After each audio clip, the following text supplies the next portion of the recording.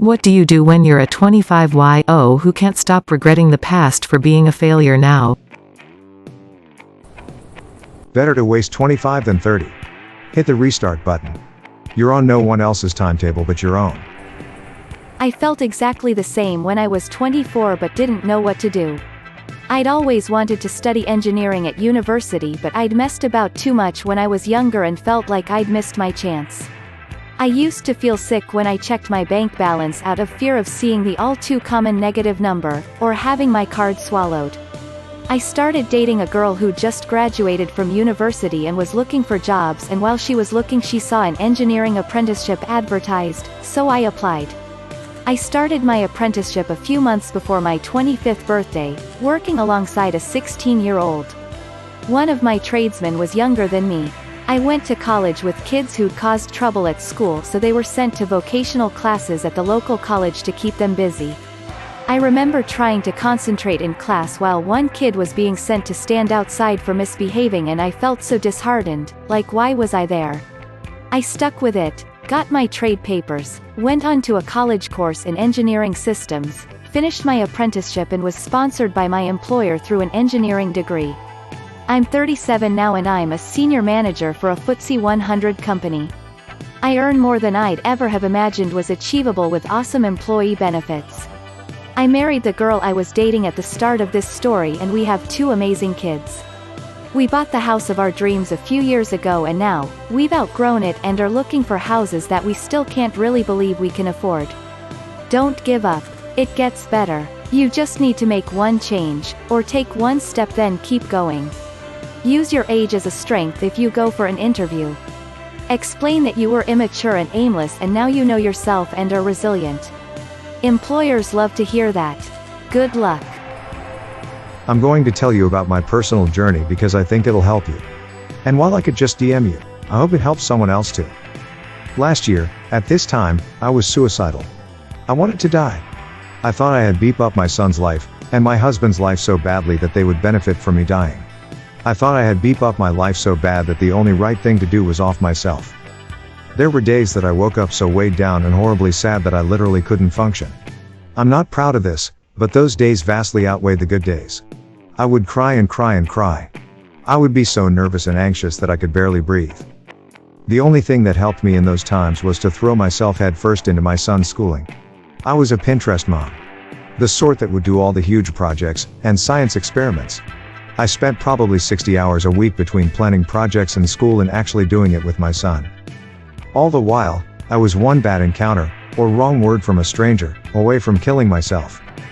The first thing I did was seek out therapy. With my therapist's help, I was eventually, about 3 months in, able to see what a bomb-ass mom I was. My son was years ahead of his grade level because of me. And he was genuinely the happiest kid around. I was able to see that my wife's skills were so far above par that it was ridiculous. Which is good because my husband's skills are just as high. After about 6 months of therapy, I had this epiphany that I value other people at a level so far above myself that it was honestly ridiculous. So I started reading self-help books. I started with #BestMeEver and You Do You. They helped significantly. I was able to pinpoint what I wanted from life, what needs weren't being met, and what my goals moving forward were. I was also able to identify that setting goals well above what is realistic for me to achieve is toxic behavior, and that I wouldn't tolerate that sort of thing being directed at my son or my husband, so I wouldn't tolerate it for myself either.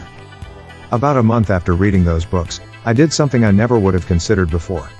I spent money on myself. A fairly substantial amount of money. We could afford it, I just never would have done it had it not been for this particular realization. When I say I never used to spend money on myself, I mean never. I hadn't bought new clothes in 10 years. If I ever needed clothes, I got them from Goodwill. They were never what I wanted, or the quality I would have demanded my son and husband get. I'd been getting $10 Walmart shoes for about 15 years. I used the 98-cent bottles of shampoo, and dollar store deodorant. My monthly expenses were about $6. This accounted for dollar razors, dollar hair ties, dollar deodorant and shampoo and conditioner, and anything extra I wanted. After I got myself the things that I wanted and did indeed deserve, I started taking better care of myself. I started paying attention to how I looked, and that in turn has upped my self-esteem in such a dramatic way. I was never the pretty friend, ever. I was always the hot mess who just rolled out of bed, and probably hasn't brushed her hair today. All it took was a little TLC to realize I'm actually very pretty. I just never had clothes that fit, a flattering hairstyle, or makeup before. All in all, my life has dramatically improved since starting therapy. I actually haven't seen a therapist in 4 months now, because we moved across the country, and I haven't found a therapist near here that will take my insurance. Even still, I'm happy. And if I ever get to the point of needing therapy again, I'll do it. Because it's extremely important. Realize that many successful people weren't famous until later in life. Stan Lee made his first comic book when he was 39. Harrison Ford was a self-taught carpenter until he started acting in his mid-30s. Hell, even Colonel Sanders had multiple jobs all his life and was a failing salesman for part of it. He only started selling fried chicken in his 60s. The key difference you can make right now is not giving up. Keep trying and doing new things, keep discovering things about yourself. When you find the right thing, it doesn't take long to become successful. Edit. To add to this, it's easy to think of people more successful than you as having a head start in life. But remember, success ties you down to what makes you successful. Success makes you complacent, and honestly, your 20s should be spent discovering things, hustling and learning to adapt. Don't be surprised if you find people who found success early starting to decline or not understand how to maintain their success as time goes on. Life is a long-term game, and where you are at now is hardly a reflection of how you will spend the rest of it. But that's up to whether or not you're willing to keep searching and adventuring through it all. Keep it up, and good luck. I read a comment on Reddit that changed my life. Can't find it now, but have saved it as it have helped me a lot. Ouch. Sounds like you're having a tough time, Max. That sucks. I've been there, so I kinda know what you're talking about. I've been in the ever-circling vortex of self-doubt, frustration, and loathing. It's no bueno. I know. If you don't mind, let me tell you a couple things. You can read them if you want, read them again later if you feel like it. But honestly, man, if I spend all this time typing this out to you and you don't let it be a little tinder for your fire, well, you're just letting us both down. And you don't have to do that. You don't have to do anything. But you get to choose. Rule numero uno, there are no more 0 days. What's a 0 day? A 0 day is when you don't do a single beat thing towards whatever dream or goal or want or whatever that you got going on. No more zeros. I'm not saying you gotta bust an essay out every day, that's not the point. The point I'm trying to make is that you have to make yourself, promise yourself, that the new system you live in is a non-zero system. Didn't do anything all beat day and it's 11:58 p.m. Write one sentence. One push-up. Read one page of that chapter. One. Because one is non-zero. You feel me? When you're in the super vortex of being bummed, your pattern of behavior is keeping the vortex going. That's what you're used to. Turning into productivity ultimate master of the universe doesn't happen from the vortex. It happens from a massive string of consistent non-zeros. That's rule number 1. Do not forget. Rule number 2, be grateful to the 3 U's. Oh what? 3 me's? That sounds like mumbo jumbo. Beat newsflash, there are 3 U's home slice. There's the past you, the present you, and the future you. If you want to love someone and have someone love you back, you gotta learn to love yourself, and the 3 U's are the key.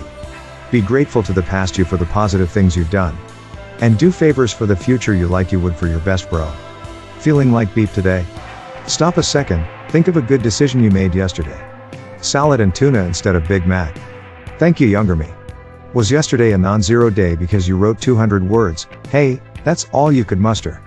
Thank you, younger me. Saved up some coin over time to buy that sweet thing you wanted? Thank you. Second part of the 3 me's is you gotta do your future self a favor, just like you would for your best beep friend. No best friend. You do now. You got to. It's future and past you. Tired as hell and can't get off Reddit/videogames/interwebs.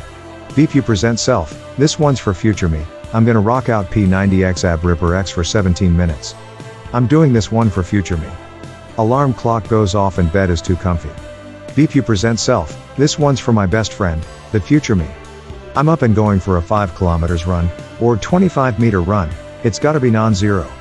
Make sure you thank your old self for rocking out at the end of every single thing. That makes your life better.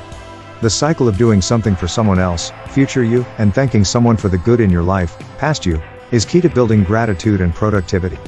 Do not doubt me. Over time you should spread the gratitude to others who help you on your path. Rule number 3, don't worry I'm gonna too long, didn't read this bad boy at the bottom, get a pencil and piece of paper to write it down. Seriously. You physically need to scratch marks on paper, forgive yourself. I mean it.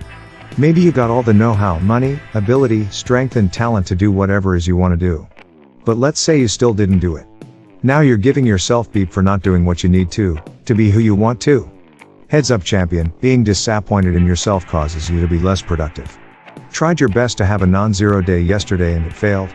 So what? I forgive you previous self. I forgive you. But today is a non-zero masterpiece to the best of my ability for future self. This one's for you future homes. Forgiveness man, use it. I forgive you. Say it out loud. Last rule. Rule number 4 is the easiest and it's 3 words.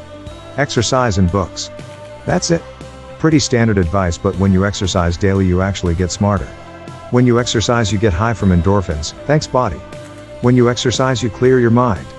When you exercise you are doing your future self a huge favor. Exercise is a leg on a 3-legged stool. Feel me?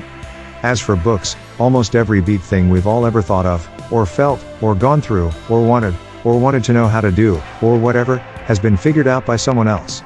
Get some books max. Post to Reddit about not caring about yourself. Good first step. Non-zero day, thanks younger me for typing it out, you know what else you could do. Read 7 Habits of Highly Successful People. Read Emotional Intelligence. Read From Good to Great. Read Thinking Fast and Slow. Read books that will help you understand. Read the Bodyweight Fitness Reddit and incorporate it into your workouts. How's them pull-ups coming? Reading is the beep warp whistle from Super Mario 3. It gets you to the next level that much faster. I applied to go back to school.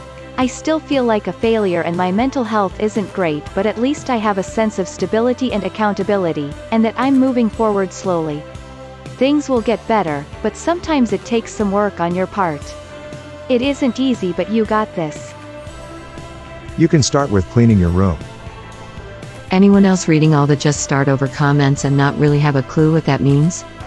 Like get a new job? Great, I have no real qualifications, so it's manual labor/admin/customer service. Get an education? Can't afford university. Move to a new city? Now I'm depressed and see my family less.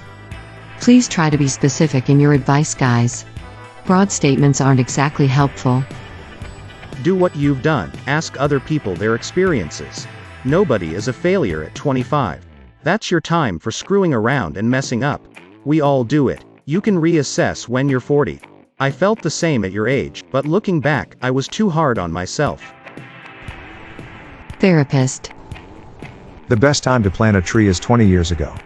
The second best time is now. I don't know, but I'm 22 and in the same boat. I drink till I pass out, but you should go to a therapist. Be a better 26YO. May your day be filled with joy and happiness. And please remember to like, share, and subscribe for more quality content every day.